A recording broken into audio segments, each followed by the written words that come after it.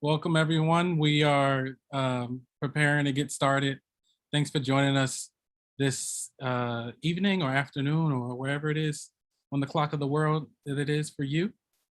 Thank you so much, Billy, for being our interpretation, ASL interpretation for today.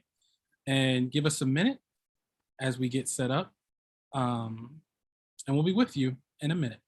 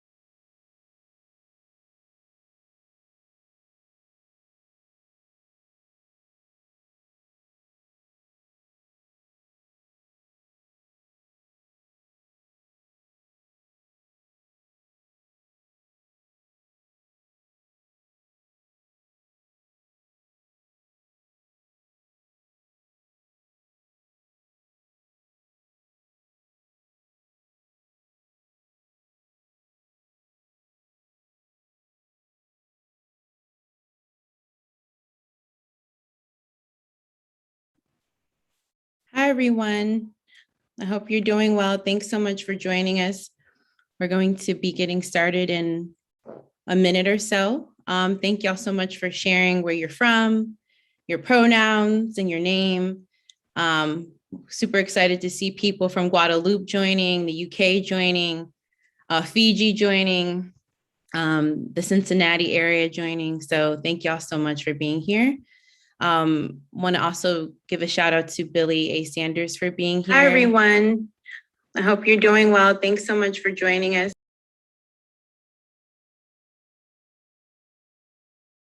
Sorry, I had to put my YouTube on mute, but we're about to get started right now. So welcome to the fourth installment of the Radical Black Women series, which is an online political education series co-hosted between Black women radicals, the Paul Robeson House and Museum, and the Claudia Jones School for Political Education. My name is Jamie Swift. I am the executive director of Black women radicals. I use she, her pronouns. And if you're not familiar with Black women radicals, we are simply a Black feminist advocacy organization dedicated to uplifting and centering Black women and gender expansive peoples' radical activism in Africa and the African diaspora. So, like I said, I'm a co-conspirator particularly with Dante O'Hara, a lead organizer from the Claudia Jones School, and Chris Rogers, who's the public programs director of the Paul Robeson House and Museum, to curate and create this Radical Black Women series, which has a purpose of honoring and paying homage to historical, radical, and leftist Black women, right? And just super thankful for Chris and Dante for their work and for us collaborating on this wonderful series, right? And in terms of accessibility for the event, at the bottom of your Zoom screen, there's a button titled Closed Captions, and the closed captions featured is enabled in Zoom. So please use that at your convenience and your discretion. And like I said, thank you for Billy A. Sanders for being here as our ASL interpreter. Before we officially get started, I would like to offer a land acknowledgement to the Indigenous and First Nations peoples and communities. So I'm currently based in Atlanta, Georgia, and want to honor the Muskegee Creek Nation, who were forcibly removed from this land under the Indian Removal Act of 1830. So also, before we officially get started, I want to say that if you're familiar with Black Women Radicals events, we do this all the time, but that this is a safe space and we acknowledge that. And that we don't accept any transphobia, queerphobia, ableism, racism, misogynoir, and any other oppression are not allowed. So just please be cognizant and respectful of our amazing guests and our amazing co-host. Chris and I will be co-hosting today, and just be respectful of one another. And we're super excited to get this event started on the radicalism of the Sojourners for Truth and Justice. And before we officially get started and reading about the bios of our amazing panelists and guests, I really wanted to read a little bit of the proclamation of the Sojourners for Truth and Justice that Dr. Erik S McDuffie recently sent to us. So the proclamation of the Sojourners for Truth and Justice reads a little bit. We, a representative group of Negro women from different sections of the nation, assembled in Washington, D.C. on September 29th, 1951, at the home of Frederick Douglass, to unite in dedicating ourselves to fight unceasingly for the freedom of our people and the full dignity of Negro womanhood, do hereby proclaim.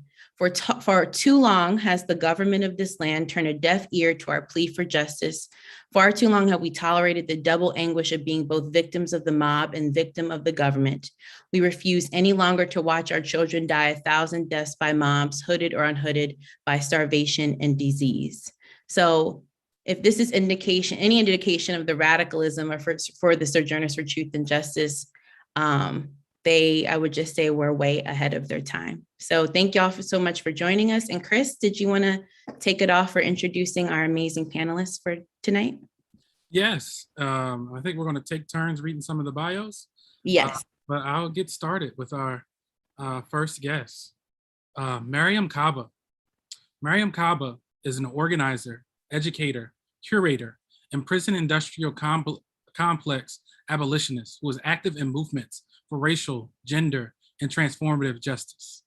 Kaba is the founder and director of Project NIA, a grassroots abolitionist organization with a vision to end youth incarceration. Mariame is currently a researcher at Interrupting Criminalization, a project she co-founded with Andrea Ritchie in 2018. Mariame has co-founded multiple other organizations and projects over the years, including We Charge Genocide, close to our hearts here at the Robeson House, the Chicago Freedom School, the Chicago Task Force on Violence Against Girls and Young Women, Love and Protect, the Just Practice Collaborative, and Survived and Punished. Kaba is a current Lannan Foundation Cultural Freedom Fellow. Mariame is the author of Missing Daddy on Haymarket Books, and also her current book, We Do This Till We Free Us, Abolitionist Organizing and Transforming Justice, was published by Haymarket Press in February 2021 and debuted on the New York Times bestseller list. Mariame's leadership, organizing, and influence extend widely as she offers a radical analysis that influences how people think and respond to how violence, prisons, and policing affect the lives of people of color. Thank you, Mariame, for being here. And to Jamie for our next introduction. Yes, thank you, Chris. And so I have the pleasure of introducing Dr. Ashley Farmer. Dr. Ashley Farmer is a historian of Black women's history, intellectual history, and radical politics. She is currently an associate professor in the departments of history and African American studies at the University of Texas at Austin. She is the author of Remaking Black Power, How Black Women Transformed an Era, and a co-editor of New Perspectives on the Black Intellectual Tradition. Farmer's scholarship has appeared in numerous venues, including the Black Scholar and the Journal of African American History. Her research has also been featured in several popular outlets, including Vibe, NPR, and the Chronicle Review and the Washington Post. Her current projects are Queen Mother Audley Moore, Mother of Black Nationalism, and Gendering Surveillance, Black Women in COINTELPRO. Can't wait for those books to come out or projects to come out, Dr. Farmer. Thank you for being here. And last but not least, Dr. Erik S. McDuffie. Erik S. McDuffie is an associate professor in the Department of African American Studies at the University of Illinois at Urbana-Champaign. His research and teaching interests include the African diaspora, the Midwest, Black feminism, Black queer theory, Black radicalism, urban history, and Black masculinity. He is the author of Sojourning for Freedom, Black Woman, American Communism, and the Making of Black Left Feminism through Duke University Press. The book won the 2012 Wesley Logan Prize from the American Historical Association and the Association for the Study of African American Life and History, as well as the 2011 Letitia Woods Brown Award from the Association of Black Women Historians. He is also the author of several scholarly articles and essays published in African and Black Diaspora, International Journal, African Identities, American Communist History, Biography, Journal of African American History, Journal of West African History, Palimpsest, the Journal on Women, Gender, and the Black International Women of Color, Radical History Review, Souls, a critical journal of Black politics, culture, and society, Women, Families, and Children of Color, among other journals and edited volumes. Thank you so much for being with us this evening. Yes, and for sharing your archives. And also shout out to Dr. Keith Gilliard for sharing archives from the Sojourners for Truth and Justice. It's such a treat. But Chris, did you want to take the first question? Because I'm ready to, dive in. I'm surprised everyone even said yes to this event, like I said before. So yeah, so thank you so much.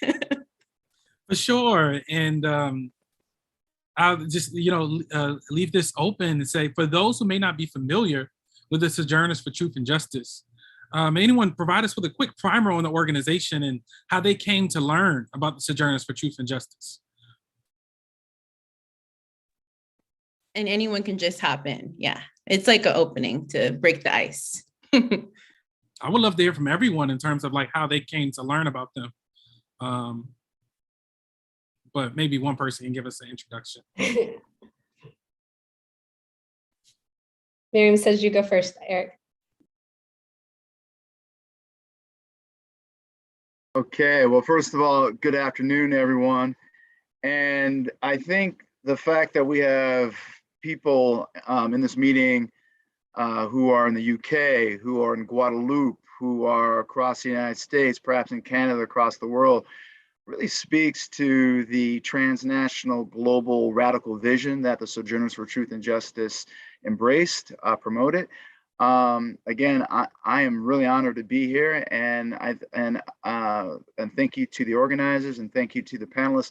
If I could just say right quick, that the fact that we're having this conversation on the 70th anniversary of the historic founding of the Sojourners for Truth is really something. And this speaks to the question that you asked, or in case people are unfamiliar with the group, I'll just say very, very briefly. It was a short-lived Black left feminist, Black radical feminist organization founded by Beulah Richards, Louise Thompson Patterson, Charlotta Bass, Shirley Dubois. And they embraced a global perspective, a global understanding of Black oppression and Black freedom with a particular focus on freeing Black women, not only in this country, but indeed across the world. Short-lived, due in no small part to state violence, state surveillance. But I don't want to talk too much. So very, very briefly, I will just say that when I started to work on this research more than 25 years ago, I had never heard about the Sojourners for Truth and Justice. And I stumbled upon them when I was doing archival work at Atlanta or at the Louise Thompson Patterson papers. But again, just right quick, I really want to stress this, especially for young activists, young scholars. Today, you can go to the library and pull, a dozen, 24 books on Black women's radicalism, books by Ashley Farmer, Carol Boyce Davies, Dale Gore, Dr. Farmer. I don't want to speak for you, but recall back in the day, right? You couldn't, right? You couldn't just pull these books off the shelf, right? That people had to do the work, had to do the labor. And so now, you know, this work has come to fruition. And again, thank you for organizing this event, and I'll stop talking. Thank you. I'll just add, I want to tell like a really brief story about a Sojourners kind of spur of the moment event, because I think it really shows both kind of their capacious platform, but also how they were ready to respond at any moment. So Audley Moore, who was mostly a dyed-in-the-wool Black nationalist, but also joined the Sojourners for Truth and Justice, because when we say it was a leftist collaborative, it included integrationist, communist, nationalist across the board, you know, organized under the banner of Black womanhood. So she found out that at the Apollo, there was a white man on 125th Street in Harlem. There was a white man that basically had kind of like a ventriloquist dummy, and he was mocking Black women. So she comes into Louise Thompson Patterson's apartment where they're having a Sojourners meeting, and she yells, "They're defaming Black women at the Apollo. We can't stand for this in Harlem. We've got to go." So they break up the meeting and go and buy tickets and sit in the Harlem audience and start heckling the white man back until he eventually goes off the stage. And then they go and continue their meeting. And I share this story with you to say that, you know, no matter what, at any moment, they were ready to defend Black womanhood, not only against, you know, racism, imperialism, capitalism, the issues of state violence, which I think we're going to talk about some today, but also just to go on this kind of spur of the moment effort to put their necks out for anybody who they felt like was being defamed that was a Black woman. So one of the things to remember is that that was the banner that united them. Another thing that's really important, I think, to talk about with the Sojourners is that it was so intergenerational, right? You had organizers like Mary Church Terrell, who were, you know, on the older end of the spectrum. You had young women like Lorraine Hansberry. You have folks like Audley Moore that were in the middle. And so it really was a kind of very unique political and social formulation, even if it was short-lived. They really did a lot of work for laying the groundwork for what we now call intersectionality and now call Black feminism. Great. Hello, everybody. This is Mariame speaking from behind my photo, which is usual for me. I'm so glad to be here, and I'm so honored really to be in the space with everyone, including Professor McDuffie and Ashley. And I want to say, you know, I learned so much about the Sojourners through their work and their scholarship and their writing, and just to, you know, put a fine point on it, I think it's so important, the work that historians do to go into the archives and to find stories that resonate and that can resonate with folks who are doing similar kinds of work in the now, I think is so important, and I hope is what I'm going to bring in part to the conversation today.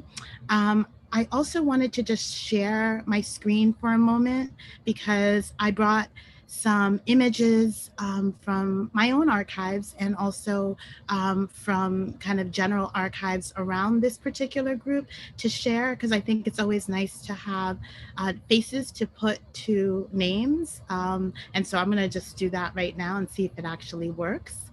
It's always a crapshoot in these cases, so I will try it. Okay, let's see here, share screen, here we go. And share. Can you all see the screen? Yes. Great, awesome. So these are two of the people who wrote that initial manifesto. B. Richards, who some of you may recognize, younger folks may recognize who as an actress more than as someone who was actually a devout and dedicated activist and organizer. But B. Richards was one of the co-writers of the Call to Negro Women. And the second person, Louise Thompson Patterson, who, if some of you were part of the programming that Jamie and Dante and others put together before with Dr. Gilliard and Louise Thompson Patterson's daughter, Mary Louise. Recently, I watched a video that was on YouTube, another great innovation of being able to be online and catch things you didn't catch in real time, but a conversation that they had about Louise Thompson Patterson. And Louise Thompson Patterson is how I got to know about the Sojourners for Truth and Justice. Many years ago, I got interested as a younger person in the histories of Black radical women of the early 20th century. So many of that crew were women who were part of the Communist Party USA and part of socialist parties. And I, early on, budding socialist, commune socialist, was really interested in finding the Black women. Where were they? I couldn't find them in the literature that we were reading, the Marxist literature that we were reading, or even histories of Marxism. They were kind of like, they were pretty much erased from those histories. And it wasn't until I started coming across the work of Eric and Ashley and others that I was able, Dio Gore, particularly for me, Mary Helen Washington, who really helped me to understand Black left feminism in a different and new and opening way. So anyway, these are those two. And then this is actually a copy of a pamphlet that is the pamphlet that they put together, A Call to Negro Women. And you can see that at the top, they have a quote from Harriet Tubman. I am going to keep on stinging till I arouse the conscience of America.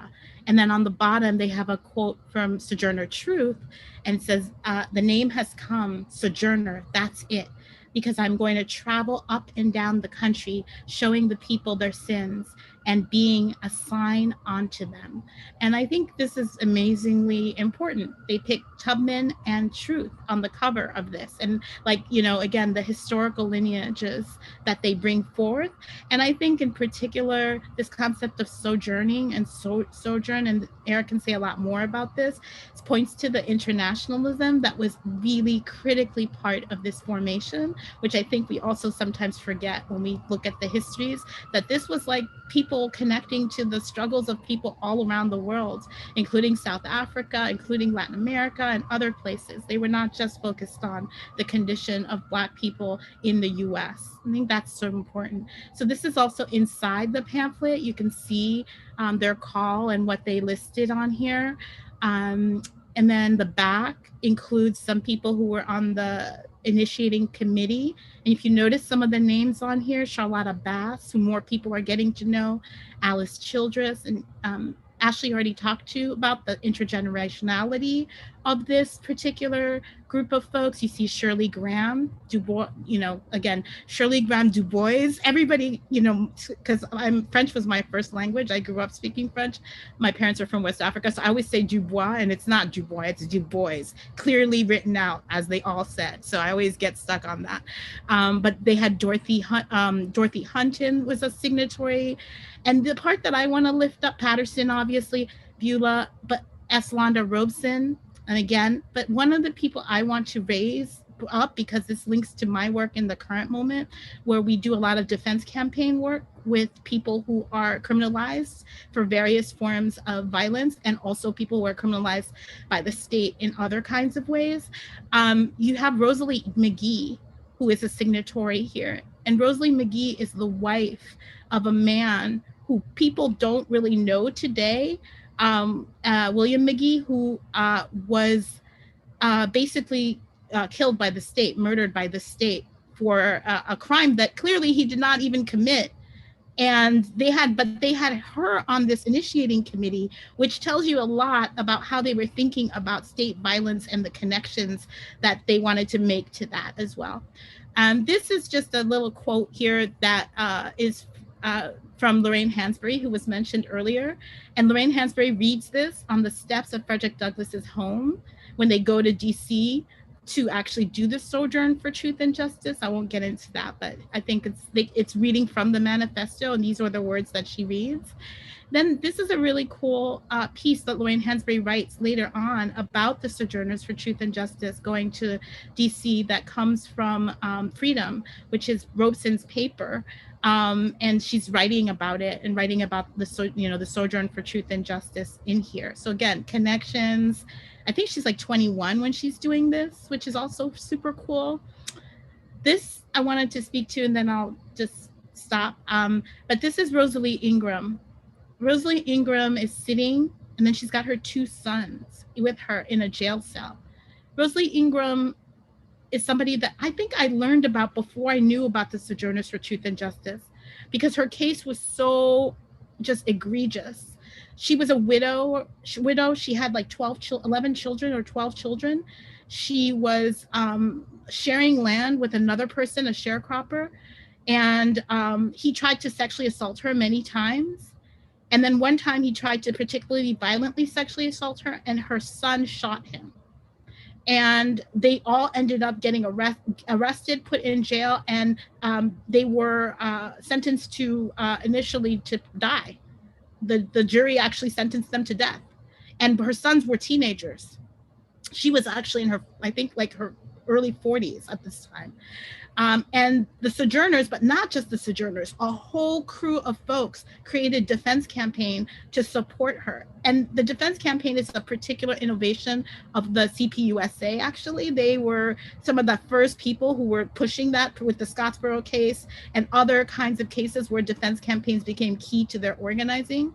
But Rosalie Ingram was a clarion call for a lot of the women who were the signatories of Sojourners for Truth and Justice. And you can see on here, these are from my collection of stuff, because I collect materials around defense campaigns to fight for particular criminalized survivors. And these are ones I've collected over like the last 25 years. This is a document that the workers, what are they called? They're like the workers, they're like the socialist, the communist paper. I forgot what their name is. Somebody will tell me later again. Daily Worker. What was it? The Daily Worker? Yes, the Daily Worker. The Daily Worker put together this small pamphlet that was saying the Ingrams shall not die. And it was like a little pamphlet that gave background on the case and it urged people to give money to the defense campaign to help save the lives of Rosalie Ingram and her sons. The next document here was a document that was put out by Mary Church Terrell's group. And page 1, and then on the other end is page 2 of that document. And it was them also just saying, fighting to free Rosalie Ingram. And then these are parts of it too. And then in the middle here is another communist paper pamphlet that was created about the Ingram's case with the introduction by Benjamin Davis, who's I think the first communist city council person or councilman ever in New York City. And so he writes the foreword, and there's the case in there just to show that there are these intersections. And then this is, later I can talk more about this, but this is a zine that Ashley and I collaborated on with Jordan Deloach, who is a great artist who made the zine, and you have links to that available. So I'll stop sharing and stop talking, but this is how I came to the work, and this is how I use my own archives to try to activate these ideas when I have conversations with organizers today about what the work is that we're trying to do. Wow, thank you all so much for sharing how you were introduced to the Sojourners for Truth and Justice. I think that's a great starting board to really get into like these great questions. And also we'll have questions about archives and all sorts of things. But so Eric, particularly Dr. McDuffie, excuse me, I really want to ask you about your book, Sojourning for Freedom, and how you examine the importance of Black women's activism, particularly in conjunction to the Communist Party, and how through their leadership emerged a radical Black left feminist politic. And so may you speak more about how some members of the Sojourners for Truth and Justice laid the groundwork for this intersectional Black left feminism? Absolutely, absolutely. And this is a fantastic conversation. So many, but certainly not all, but many of the most prominent members of the Sojourners for Truth and Justice were members of the Communist Party, or their partners were affiliated or leaders of the Communist Party. So people such as Louise Thompson Patterson, Shirley Graham Dubois, Eslanda Robeson, partnered, married, of course, to Paul Robeson. But I think it's important to keep in mind there were multiple things going on with the Sojourners. So there's no question, or this is what I argued in my book, is that the small dynamic community of Black women formed or came or used or came together through the Communist Party and built a dynamic Black left, Black radical feminist politics that was informed by Communist Party thinking around race, class, and gender, Black nationalism, and these sisters' own lived experiences. And going back to Mariame's comments, there's no question. I mean, look at the name of the organization, the Sojourners for Truth and Justice. That the Sojourners identified with a long tradition, a genealogy of Black militant women's organizing. They were inspired by Sojourner Truth. They were inspired by Harriet Tubman. They were inspired by the early Black club women's movement, by the women's clubs, and then of course they brought in their own or the influence of the Communist Party, or rather their influence on it. We should know that the concept of triple oppression or triple exploitation, which is now kind of foundational to modern Black feminism, or to indeed modern feminism, came out of the Black left. It was Louise Thompson Patterson in a 1936 article titled Toward a Brighter Dawn, which she actually uses the term triple oppression of Black women.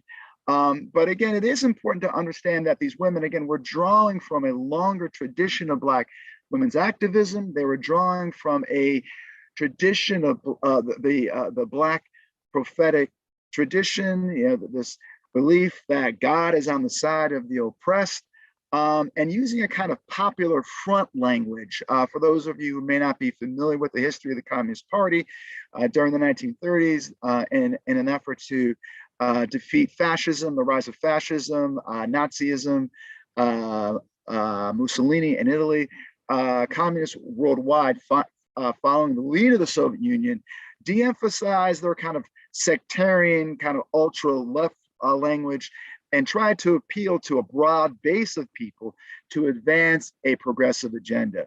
So in the early 50s, at a moment when the Communist Party actually embraced a really hard-line, ultra-left line, what's particularly interesting about the Sojourners is how they actually still articulated a kind of Black popular front line. And I'm not sure if this is speaking to the other questions that are coming, but again, they very much anticipated Black Lives Matter and this kind of broad, this effort to reach out broadly to a wide range of people, shunning sectarianism, what have you. If I could just right quick, and I like to show a document too. Can everyone see this letter here? I know it's a little bit faded, but can folks see it? Yeah. This is a letter from Charlotta Bass and Louise Thompson Patterson to Ray Alexander, who was the General Secretary of the Food and Canning Workers Union in South Africa. For me, one of the most interesting things about the Sojourners for Truth and Justice is, again, how they understood the struggle for Black freedom, the protection of Black womanhood, their gendered understanding of Black freedom, and their belief that Black women were at the vanguard, at the front lines of Black struggle because of the special oppressions that Black women experience on a daily basis. Here the Sojourners are contacting, reaching out to white, Black, brown, South Asian, anti-apartheid activists, female activists in South Africa, right? The fact that they're in contact with a union. Don't forget the Sojourners for Truth and Justice. Their very first meeting was held at a cafeteria workers union hall, a Black Women's Labor Hall in DC. So again, these intersections between anti-imperialism, anti-racism, labor rights, anti-war, the freedom for Black women, and the fact again that these sisters, that the Sojourners, right, they reached out to anti-apartheid activists, again, speaks to how they understood the struggle for global Black freedom, particularly for Black women, and again, in a global context. This is in part why I think the Sojourners for Truth and Justice were so ahead of their time, and why their work provides such lessons for understanding and indeed transforming our contemporary moment. I'll stop there. Actually, you know what? I'm sorry, I will actually page down so folks can see it a little bit more. As you can see, it says, we have been inspired by the example of militant action on the part of African women. We realize that our fight for freedom in the United States is inextricably linked to the struggle against the tyranny of white supremacists, not only in South Africa, but throughout the entire continent.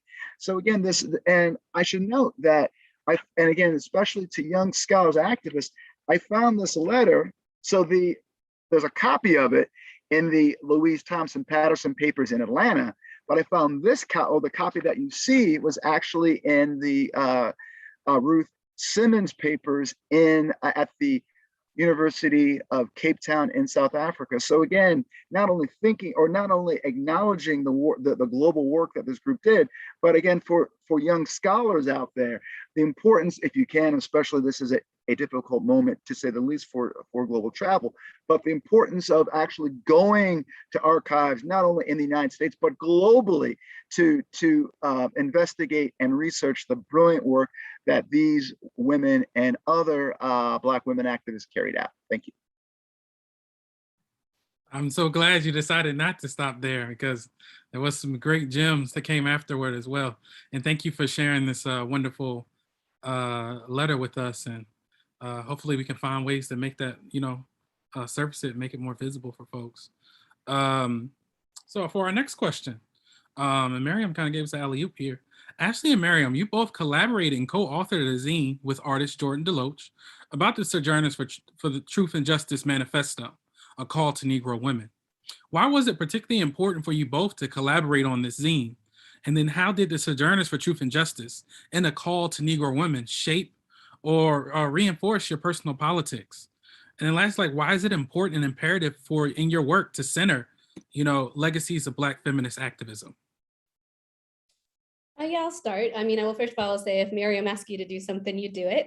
But second of that is that I never had kind of read a document like this, right? It's short. It doesn't, it doesn't have a lot of frills. It has a little bit of images, but in it, they have done everything. They've harkened back to the past with Sojourner Truth and Harriet Tubman. They've made a clear and compelling and concise claim for the interrelationship between the way Black women just experience everyday racism, the death of Black men and women at the state, and then also connected it to an imperialist structure.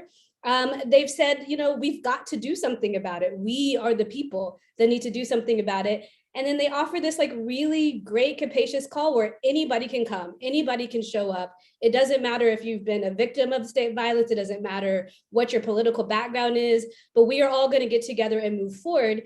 And most importantly, in all of that, they say, even when the focus isn't Black women, whether that be for state violence or whether that be something like the Korean War, they're still focusing on the ways in which it affects Black women. Right? So they might be focusing on Rosalie Ingram, as Mariame told us about, but then they also might be talking about, say, Harriet and Harry Moore, who were killed in the NAACP in Florida, but they're still focusing on the ways in which both Harriet died and also the ways in which her mother, right, is dealing with this. And they're often appealing to the larger public as wives, as mothers, as sisters. So they're showing kind of this way in which even if the focus or the victim of the state violence isn't Black women are affected as part of the larger Black community, and that they have the power to change things. And it's all done in a couple of pages, right? And then mostly also they don't mess around. Like, this is 1950s. This is, after World War II, this is the height of McCarthyism. This is not a time in which it is very easy to say the kinds of things that they're saying. And their unabashed fear of doing that, I thought was really, really inspiring. And I think that the zine format is important. As we talked about earlier, a lot of this work is being done, in academic journals and books, which is great, but that's one way we get information out. But a zine as like a place where art happens, where poetry happens, the ways in which it is circulated, it offers it up to an entirely new audience as kind of a format for getting things out. So it was really important to try to share the Sojourners message as much as I could. And so I was happy to partner, and I think I'm very proud of the product that it produced. Thanks, Ashley. And thank you for telling everybody that they should say yes to whatever I ask for, because that will really help me in my life. It's the way, it's the way. And in my organizing, let everybody listen in, okay? If I ask you for something, just do it. No, I so appreciated Ashley agreeing to work with me on this and allow me to publish her really helpful words, which I saw on a blog that was Black Perspectives. I think it's still called Black Perspectives, or I don't know what it was called before that, but I saw that piece. I was so excited because honestly, like in popular conversations about the long Black freedom movement, we often don't hear about the manifestos, because I'm obsessed with manifestos. I think manifestos, we should have, by the way, more manifestos. Everybody should publish manifestos all the time, because I think they do a lot. They are calls to action. They tell us a lot about where people are in the moment when they are working and thinking and fighting and struggling. And so more manifestos. And what I had decided, because I'm a zine maker of longstanding, I make zines all the time. I'm very obsessed with them. I'm obsessed with them in part because I grew up with a father who was a socialist, who had all of the Socialist International pamphlets. He also had pamphlets from Nkrumah and from Sékou Touré, who was his contemporary and friend at the time, all the people of his struggle and his generation. And those were around my house when I was growing up as a small person. I still have many of those pamphlets that were put out mostly by socialist and communist presses. And so I am a huge pamphleteer. I believe that if you have small kinds of materials that you can take with you to a protest, or you can put in the laundromat, or you can put in the supermarket, or you can put in places that people can easily pick up, that leads people to reading the books. And I just saw, it was so heartwarming to me. I just saw somebody in the chat who said that they learned about the book, Eric's book, from me. Yes, of course, because I'm an evangelist for, I'm an evangelist for reading. I'm an evangelist for books. And I think that sometimes academic books are separated from people, when in fact, like, they provide so much of the foundational knowledge that we can actually use in the struggles that we're in. And so I'm always trying to find ways to take those informational things that I learn and to make them more accessible to people, so that they then are interested to go into reading those texts. So it's kind of like a really interesting, for me, interesting way to get people hooked, and to say, like, hey, you just got a small taste of this with this 10-page thing. Go and read all these things that we're listing in the back that you should go and find. The last thing I would say is I'm also obsessed with publishing. I'm obsessed with publishing and how Black women have been publishers throughout history. And one of the people who really helped me to understand that is Barbara Smith, who was also, I think, part of one of these. And Barbara, with Kitchen Table Press, that she organized with Audre Lorde and other people, they published a lot of pamphlets.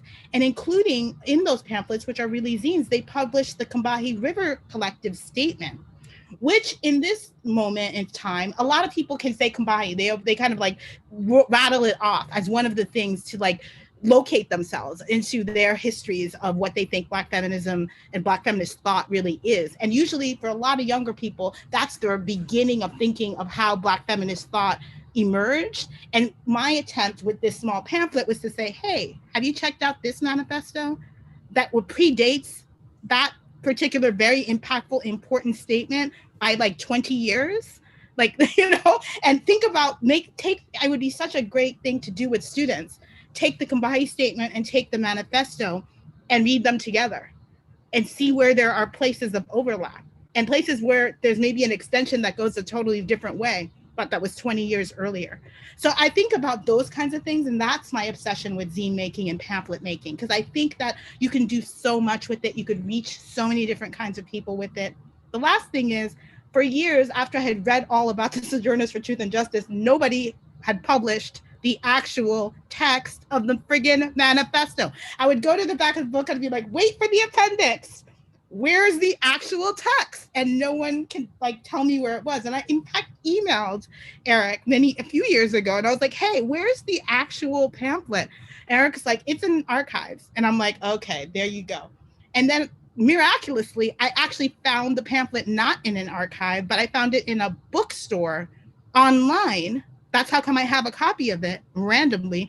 I think I'm one of the few people who actually has the copy of the actual document. I think I paid like $35 to have it. I'm sure it's much more expensive now. But anyway, so like I was like, okay, I want to reproduce this in some way. I want the actual text available to people.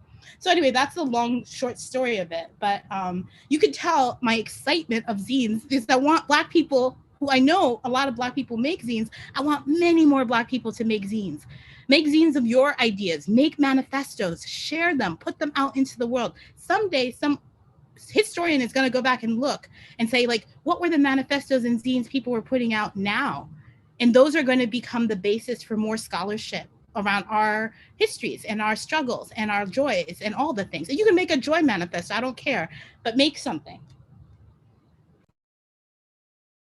Well, I absolutely love that. I don't know how to make zines, but when I came across Miriam and Dr. Farmer's zine, I was so happy to see A Call to Negro Women, particularly, and with all of your work, we've seen how Black women have been erased. Black women and gender expansive activists have been erased throughout history.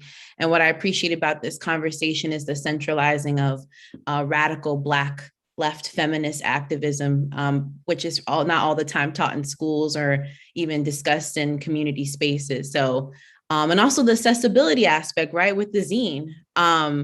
And so thank y'all for sharing that so much. It's making me excited to learn how to make a zine. I'm just a Canva pro. I don't know really how to do anything else. But anyway, Dr. Farmer, so when you wrote in Black Women March on Washington, the Sojourners for Truth and Justice and Black Women's Lives Mattering, you wrote that a primary goal of the Sojourners agenda was to highlight the ways in which African-American women were victims of racist violence, but also how they experience this violence as wives and sisters and mothers.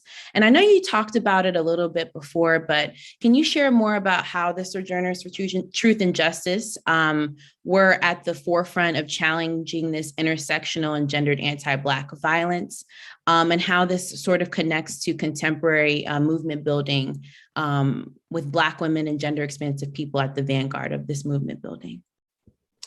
Yeah, I mean, I think that one of the things I wanted to do in that title was just point out that, like, you know, there was more than one March on Washington, right? But that Black women were constantly going and appealing to the state to talk about the ways in which they experienced state-sponsored violence and racism themselves, but like I said, how their loved ones did and how that affected an entire Black community.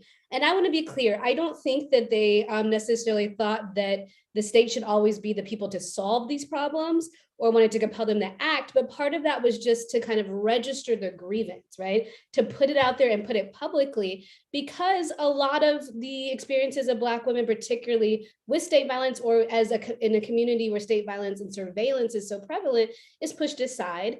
And as we see that sometimes even today when we talk about Black Lives Matter and who are the victims, right, that we get to rally around. So I would say that you would see them perhaps as a foundation to, you know, some of the movements like Say Her Name, where we talk about not just the Black men and boys, but also the women and girls and that have been victims of state-sponsored violence, have been killed by the police, that are caught up in mass incarceration through a myriad of different ways.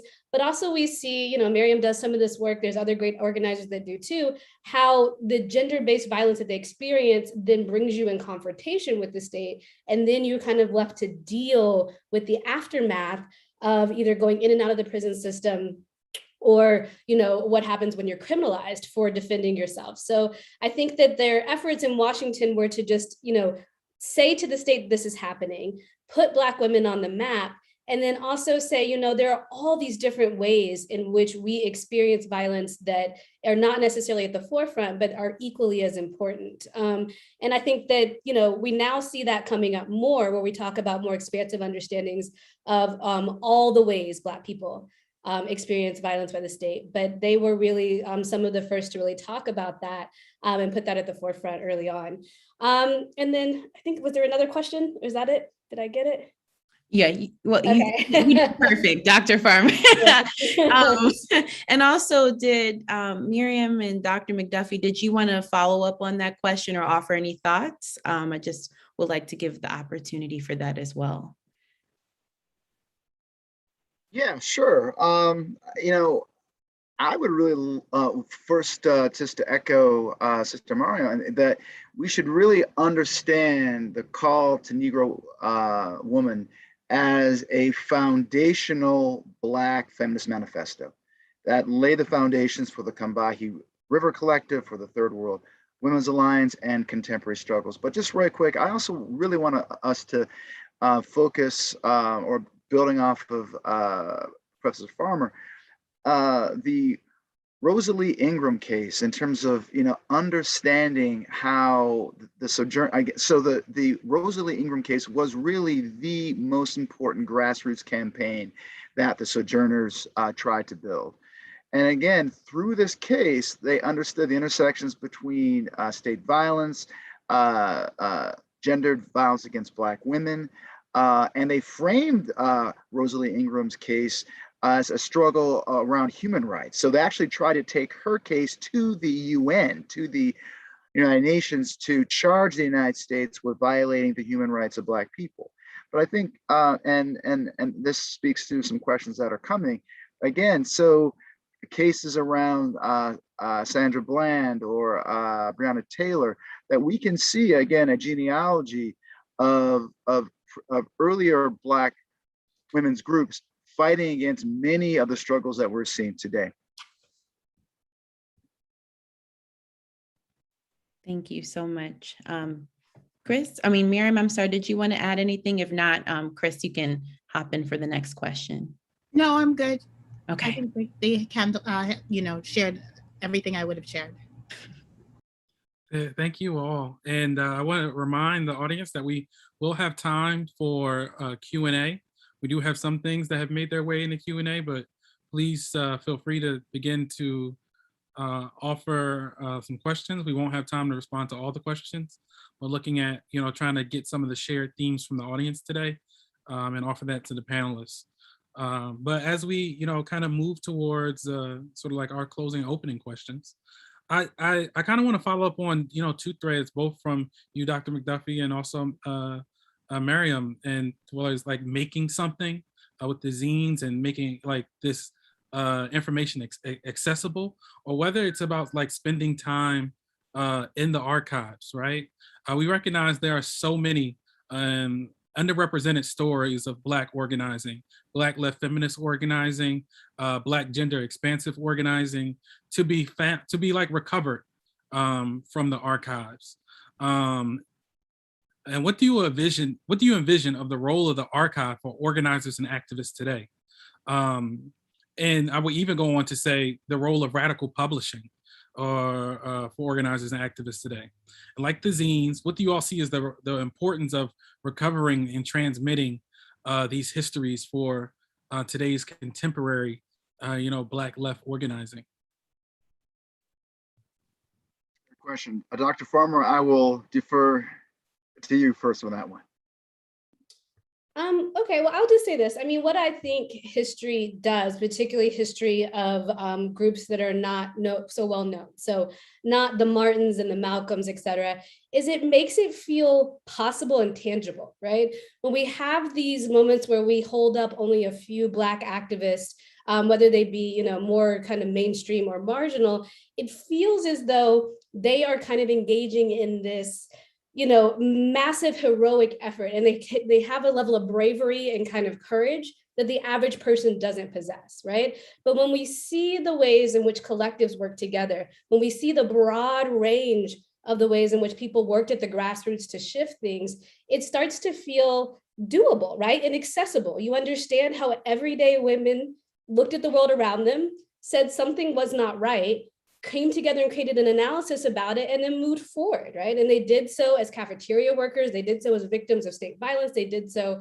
as, women that worked in the washing rooms, et cetera. So I think when we pull all this stuff out of the archives and we share it with people in all these different formats, it really does say, really history is not this kind of, as Angela Davis say, like this triumphant march towards democracy, but everyday people make real choices, and that those choices have a tangible effect in the world you live in.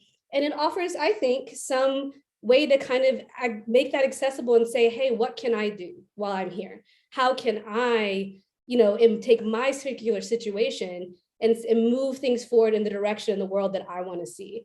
So that's what I think is important about uncovering this kind of stuff from the archives. And then, as we've talked about before, we really have to try to make it as accessible as possible so that somebody can pick it up, say, hey, this resonates with me. I see the same things that are happening in 1950 with the Sojourners happening here in 2021. They got a group of people together and made a call and got moving. Maybe I too can do that. So I think that's what, history as a field and has to offer us. And I think that that's what we have to take from the archive as historians, is ways of not only documenting that these things existed, but offering them as ways of just ways in which Black people tried to navigate the world and find a path forward that made them a little bit more free.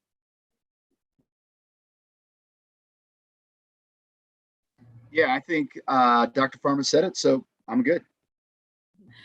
Yeah, I would jump in here. After 20 years of being out of school, I finally went back to school in January for a master's in library and information science with a focus on archiving and archives, mainly, honestly, for my own personal interest, because I've been a collector for a long time of ephemera, particularly related to social movements and the movements that I'm part of, in the movements of the past. I've been interested in thinking about the archive and archiving beyond the metaphorical archive that people in the humanities usually talk about. And I'm always like, that's great, but there's actual physical archives too. And I want to know how to preserve and select and figure out how to hold materials so that people coming into the future can learn from those materials in the same ways that I have as well. And so I think that organizers in particular, I'm very interested in activist archives, and I'm very interested in activists and organizers preserving their papers and their knowledge and their information and sharing those. And nobody tells you how to do that, honestly. It is really rare for you to even know, a lot of people don't know what archives are or what archiving is. That's the number one thing. A lot of people do not. When I told people I was going to go back and study, in my own family, people were like, what's that? They did not know what those are. That's in part the role of archivists, to figure out how to get people to more understand that, so that people who do have things to share can actually donate them before they go and before their families start throwing out all their materials that they had after they passed away. I can't tell you how many stories of that I hear regularly. Folks who were really significant to various movements, who the family doesn't realize what they have in the hand because nobody's told them that those agendas from all those meetings, which nobody has copies of because they were not on the internet, and because nobody had a computer, and because literally they were typed up. I can't think of how many meetings I was in when I was a teenager in New York City working on anti-police violence stuff that I no longer have, because everything was mimeographed. I don't think I kept half of the things that we worked on. And that's a shame, because that's never going to be able to be recollected unless I try to find people I organized with who were reporters at 15, you know, like that's really rare. So I think about that all the time in the work that we miss as a result of not being able to have those actual documents and materials and records, which makes such a difference to telling these stories. And I know Eric and Ashley would, you know, can speak to that in their research, that when you find that sheet of paper that makes the connection for you between a person that you didn't know was connected to somebody else, it can open up a whole world of things that we don't even can't begin to fathom. So I just want to encourage people here, you know, if you've got family members who, you know, who did really cool things, and, you know, like, hold on to that stuff and find a place in your local community that might take those papers or take that flyer of you know, an anti-police brutality thing that happened in the 1980s that everybody now seems to think that the 80s were a dead period, when in fact, like, hello, there was a lot going on in anti-state violence work. I was part of it in the 80s and 90s before these current iterations of what's going on. So I just wanted to bring that to bear. And then the last thing I want to say about this, about archives and archiving and all this stuff in manifestos, is that it was two people who wrote that call, you know, and then like shopped it around to their friends for like thoughts and feedback. Two people, right? But then they brought together at least 132 people in just a couple of weeks. And I think you underestimate what a small group of people can actually do. We're still talking about them 70 years later, from those two people sitting down at a typewriter. I love in Eric's book, the image of Louise Patterson in her apartment, pacing back and forth all night with B. Richards at the typewriter, typing those things out. Every organizer that I know has had that experience of like you and four of your friends having to put some shit together in the middle of the night and just kind of throwing ideas off of each other. It was so, it spoke to me so like viscerally. I was like, yes, that's a lot of this stuff is not some massive, huge thing. It's just a small handful of people getting together to struggle and fight. And that should bring you hope. That's a hopeful thing. When it feels like everything is against you and the whole entire system, like they were living under such repressive conditions. I don't want people to forget that. The Korean War, apartheid, their husbands all being locked up. We didn't talk about that, right? Like their people's passports being taken away from them. Part of why they're coming together is because they have personal interest in like saving people who they love from being targeted by friggin' McCarthy and the US state. And like, we talk about things that are happening today and it feels overwhelming, yes. But like people have lived through overwhelming moments before us. And we have something to learn from how they dealt with that. So I just wanted to throw those out there as well. Wow. Thank you so much for that, particularly your last responses. I just really love the notion of community and grassroots archiving, because a lot of times the ivory tower academia only permits certain people to have access to these archives. And like I always say, we're walking archives. So how do we preserve our stories and make it accessible, and not only for people in academia, but for everyone?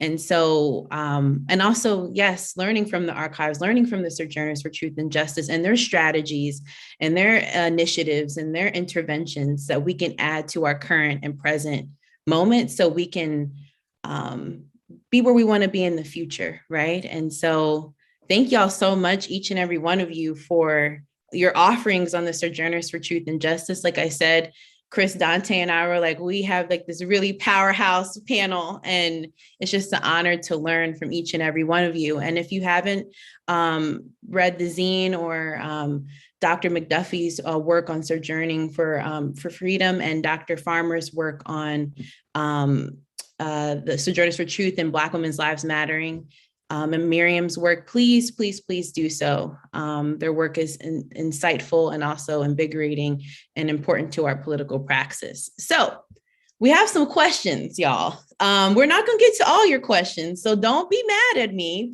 that, we didn't get to your questions, okay?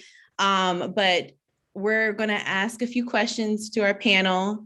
I think we have like 14 or more so far. So like I said, please be patient and know that we won't get to all your questions. But the first one I would like to ask is, Regina asks, Can you speak to some of the political distinctions amongst the women who participated? Are there any lessons for today's organizers? And I'll put that question in the chat.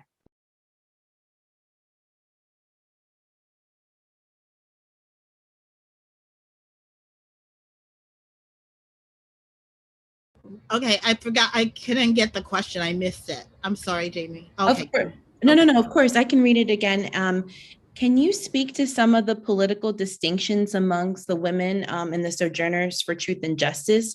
Are there any lessons for today's organizers? I would love to hear Ashley talk about Queen Audley Moore, who, by the way, I had the friggin', like, I was so ridiculously young and not ridiculous that I met her in person. I did not even realize, this was when I was like 21, in Harlem. I did not even recognize like what an amazing, like, giant figure she was in history at the time. I'm really mad at myself for that. But Ashley, can you speak to her? Because I think she like doesn't easily fit in to that kind of Black communist left, what you think of, but she was definitely part of the Communist Party at a certain point and then moved to more explicit nationalist politics. So maybe speaking to that a little bit would be great. Yes, so for those who don't know, Queen Mother Moore, Queen Mother Audley Moore, was born in 1898, died in 1997, and really was a key architect of Black leftist and nationalist organizing throughout the 20th century. She was a dyed-in-the-wool Garveyite, but she joined the Communist Party during a period in which they really tried to champion Black activism, the Black working class. And as we're talking about with women like Claudia Jones and Louise Thompson Patterson, et cetera, it was a moment when Black women could really, you know, have a platform to organize around the things that they cared about. So she would say, I think that it was like a vehicle, the Communist Party, to serve her people more so than she was kind of invested in Communist Party politics, because, you know, she really felt a lot like there was a lot of racism and sexism in the Communist Party as well. But she joined the Sojourners for Truth and Justice. She wasn't part of that original call, but she did go to Washington, D.C.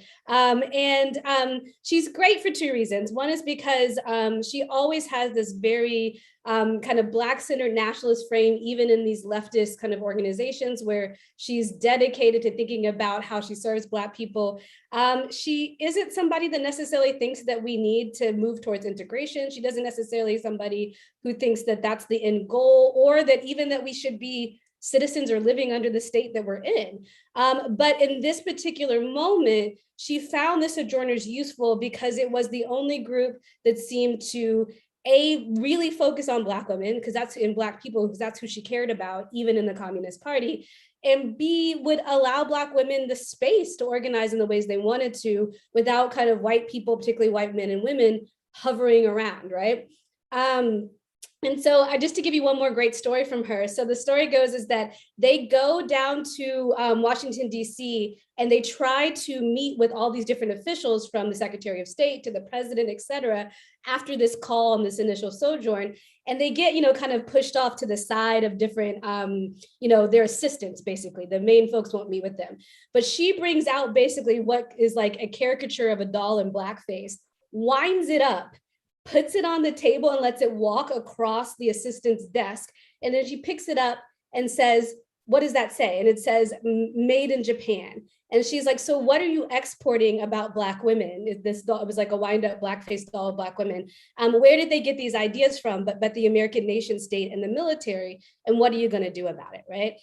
So I give you this example just to say that even though she may not have been invested in the same kind of politics as, to some extent, Claudia Jones or Lorraine Hansberry, right? She still found it as a space where she could build coalitions and offer her critiques of Black nationalism, offer critiques of imperialism.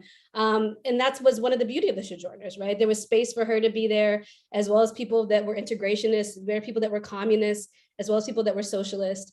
It really was, you know, this short moment where I think they were not necessarily all ideologically aligned, but found common ground and coalition around defending Black womanhood in that way. Indeed. If I can just jump in right quick too, I think also the Sojourners do provide insight into the kind of ideological divisions, clashes that one would see, that one sees in social movements then and now. So for example, there's a great story where Louise Thompson Patterson recounts where apparently she had to physically separate Bea Richards from Claudia Jones. Apparently Claudia Jones approached Bea Richards about the Sojourners, perhaps taking a message from Communist Party leadership to the Sojourners. Whatever Claudia said, Bea Richards took exception to, and apparently a fight broke out, or at least some kind of confrontation occurred. The point is that we don't want to romanticize the Sojourners or any Black movement for that point. On that point, groups then and now are always dealing with contradictions, paradoxes, ideological problems, issues. But I do think what the Sojourners tried to do, though, they try to mitigate those problems by, again, embracing a very kind of capacious, non-sectarian program. Again, if you get a chance to read that manifesto, it doesn't read as some kind of ultra Marxist text, although many folks were committed Marxists. But again, speaking about justice, speaking about freedom, speaking about the dignity of Black women in a language that everyday people could understand. So I think, again, those are some important lessons that the Sojourners hold for us today.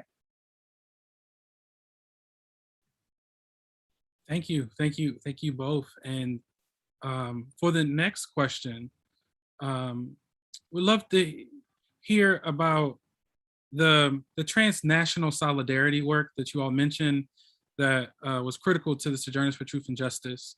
I'm thinking of like the technologies that were available at the time and ways they could communicate and be in conversation and really build these like networks where folks were familiar and aware of the different campaigns.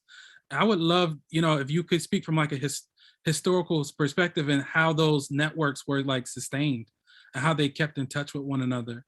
And also if like possibly to talk about our contemporary organizing and what are the opportunities to build those transnational networks that maybe there are experiments taking place today, but how can that become sort of like the foundation, right, of our political education?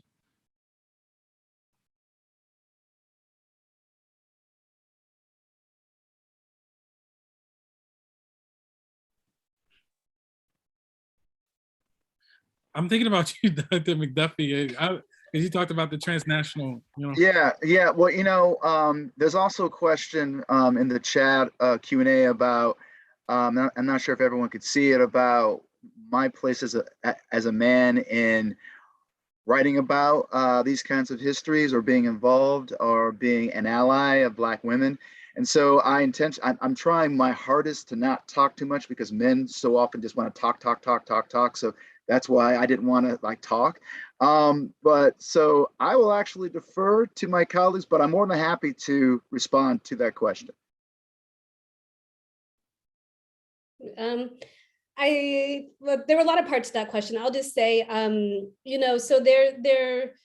you see their solidarities in a lot of ways. This is a moment when Black people are trying to use the United Nations as a space to kind of put the American government on notice.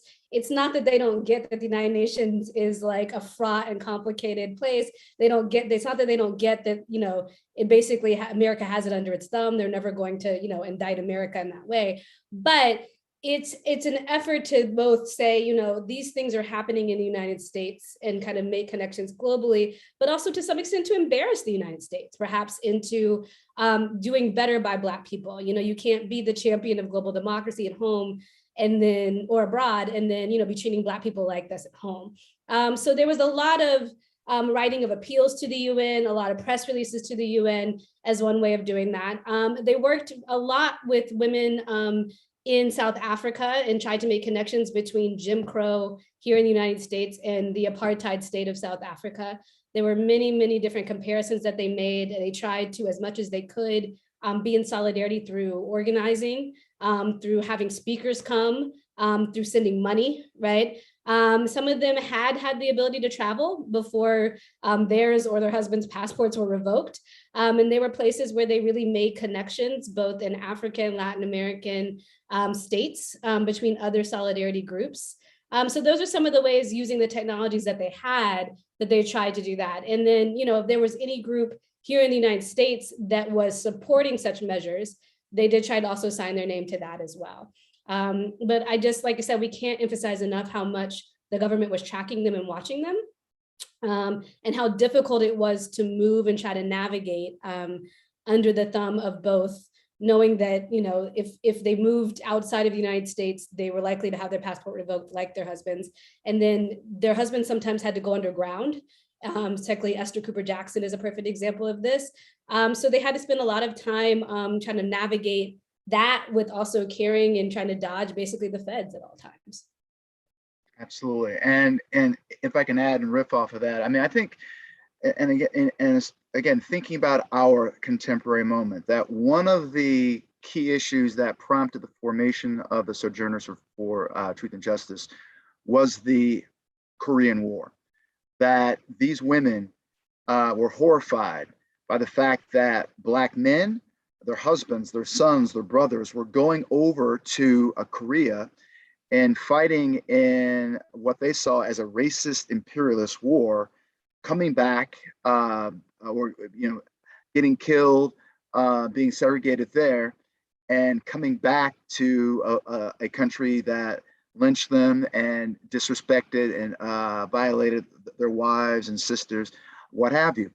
But I think what's important about the Sojourners, and sometimes I think we use these words transnationalism, internationalism, and they kind of either they sugarcoat or erase the politics or the radicalness or the possible radicalness of a particular group. The Sojourners were an anti-imperialist group. They saw Korea as a racist, imperialist, sexist war. And not only talking about the violence against black people, but the violence against Korean civilians who were disproportionately women and children.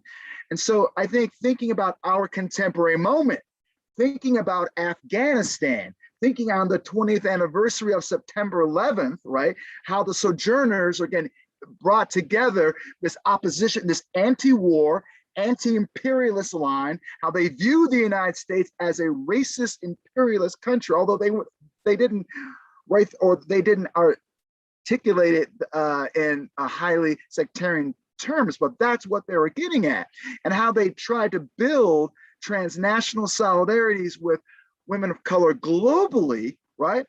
It speaks to their radical vision, but again, to echo what my colleagues have said, also explains why the state came down so hard on them, right? How this, again, the Sojourners, just so that we're all clear, the group only existed for about 9 months. They had their first meeting in September of 1951, and by the spring of 1952, the group was essentially defunct. It was inundated with FBI agents. If you have an opportunity, the FBI files on the Sojourners are this thick.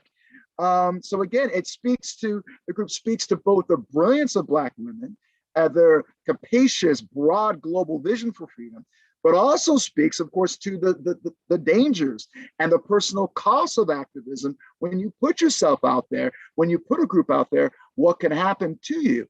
But again, also thinking about where we are right now, Afghanistan, these wars raging across Africa that were very much fueled by the US and France and the West toppling Libya and you know, the wars in Iraq and what have you.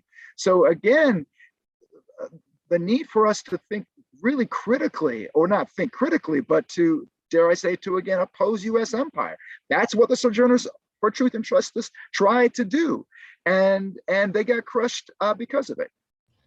I would also just add here a couple of things that I noticed and that I also am part of, right? Like, you know, Black people have always organized internationally. Like, that's just not, we come from different, Blackness isn't one thing. and the ethnicities within Blackness are diasporic. So we have people everywhere, you know, and so folks have always had a foot in all these different places. Many of these women had Caribbean antecedents in terms of their people that they loved and they came from those places, Claudia Jones and many others. So, you know, I think Black Women Radicals is doing that today, intentionally connecting with people from around the world. I'm thinking about groups like the Dissenters, the young folks who are coming together to focus on war and war making and making intentional connections with folks all over. That's kind of a POC formation. I mean, I think part of what I want people to think about is that everything that everybody says nobody's doing, somebody's doing. Okay, and the Sojourners are a perfect example of that. Everything that you think is absolutely brand new and no one has thought about, somebody's thinking about it. They may not have been able to execute it at the time as well as you would like to think, but they've been thinking about these things. We're not new. This is not new stuff. This is stuff that people are struggling with all the time. And I think there's a tendency to be so presentist in our thinking. It's like, what is going on? And even in the moment you live in, you don't know what's going on. The world is huge.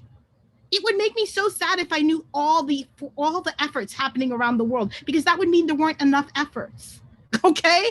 That means that there are people struggling everywhere, y'all. Every morning somebody's coming. Somebody's on this call right now from Fiji. Do we know what's going on in Fiji? No. But there's probably a lot of shit going on in Fiji with people of color and Black folks there. So I think that we just have to be a little bit more humble about how we see ourselves in the presentist moment, and also stop thinking that we are so much more advanced than people who came before us. They were struggling on things that we don't, maybe some of us haven't even thought about yet, even if some of us are thinking about it in this current moment. So I just want to put that out there. I also wanted to bring up the point that the Sojourners come up at the same time as the We Charge Genocide petition is going to the UN. There are other things going on, okay?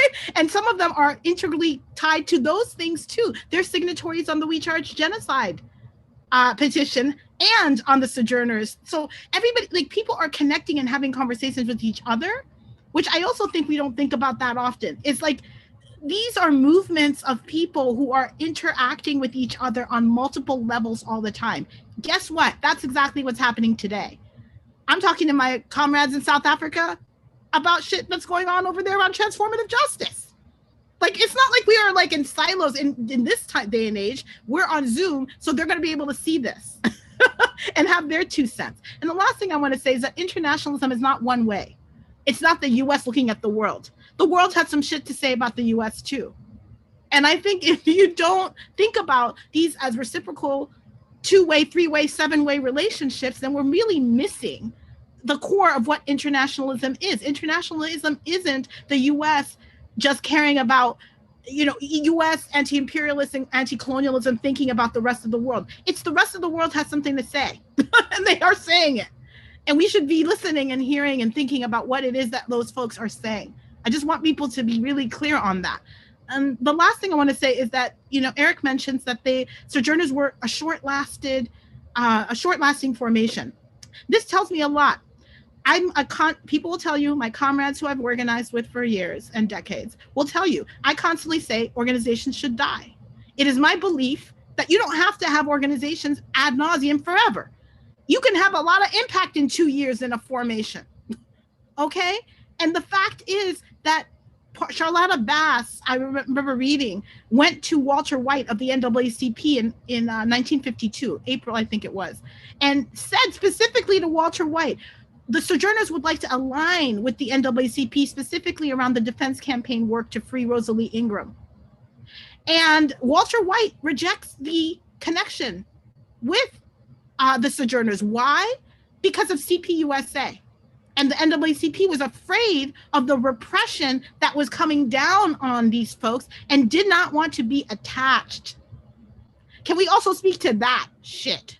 Okay, which is that these organizations and groups are sometimes, you're in a position where you're not getting allyship from organizations that you should be able to rely on, because those organizations are afraid of being taken down by the US government too. And we need some courage. We need some courage. We need some real solidarity. And the NAACP did not show any solidarity to the Sojourners I just want to lift that part up because that's a part of the story that few people really are able to speak to, but is really important for our current moment. We are going to go together or we are going to be destroyed together. So I just wanted to put that out. Wow, thank you for each and every one of your responses. Yeah, people in the chat are just clapping, and yes, thank you for that, because that's really powerful, and to discuss how, you know, history is not in a silo, and we stand on the shoulders of giants, and we're not the only ones, right? So for the last question, because we're at 7:54, and I'm cognizant of, you know, the time and our guest time. And so I really just wanted to combine two questions mainly. It's one, someone had a question about, you know, securing our archives. How do we secure our archives, one, and also two, what are some resources or websites that people can access that offer access to radical archives, particularly Black archives?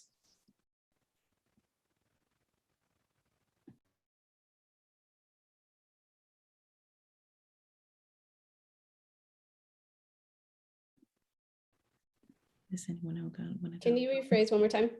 Yes. So basically, I put two questions together. Someone asked about the archive in terms of how do we keep our archive secure because of surveillance, and how do we, what are some websites or archives that people can access that can see or learn about radical archives, radical Black archives?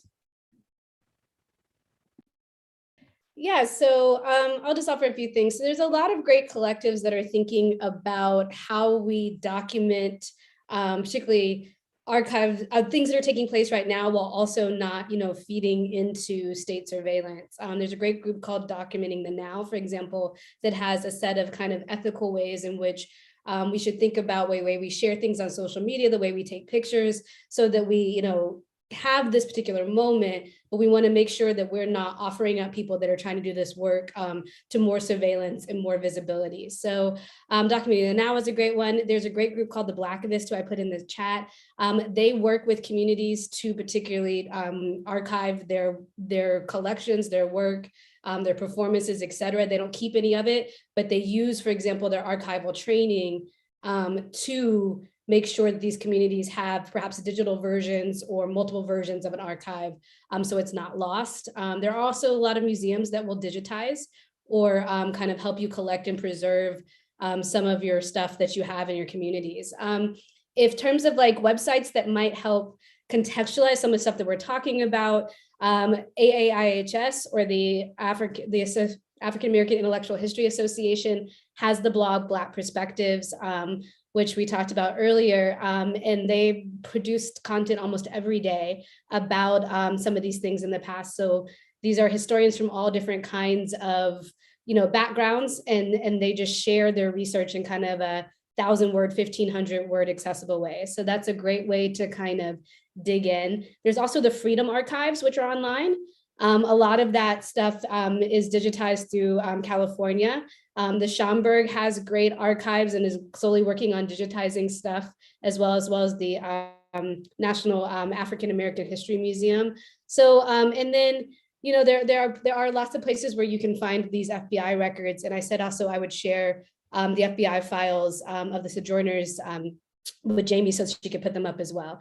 So there are places that are working on collecting. We certainly need more, but those are just a few things that off the top of my head are places you can find both the primary sources and some help contextualizing them. Yeah, I just want to jump in briefly and just say that I put together several years ago for some organizers that I was doing teach-ins with in Chicago, younger Black organizers, a site called radicalblackwomen.com. And it's a site where you can access readings on some of the women that, or the people that were mentioned tonight. There's work by Ashley and Eric and other people and writers who have written period pieces of things. It's curated so that there are some particular essays in there that folks have created. There's some links to Garveyite women as well for another teach-in that I did some time ago.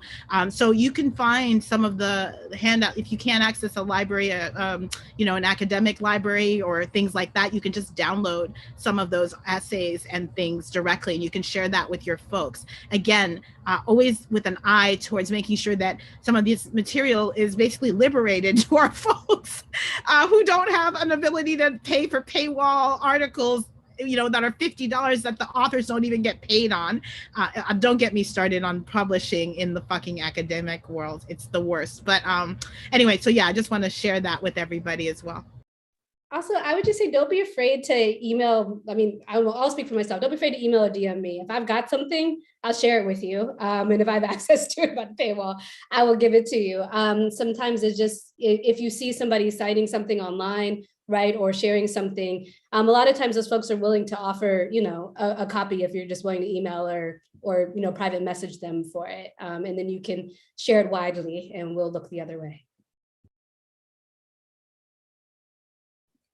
Well, we're at 8 o'clock, but I just want to say thank you all so much to Mariame Kaba, Dr. Ashley Farmer, Dr. Erik S McDuffie. Thank you all so much for your time.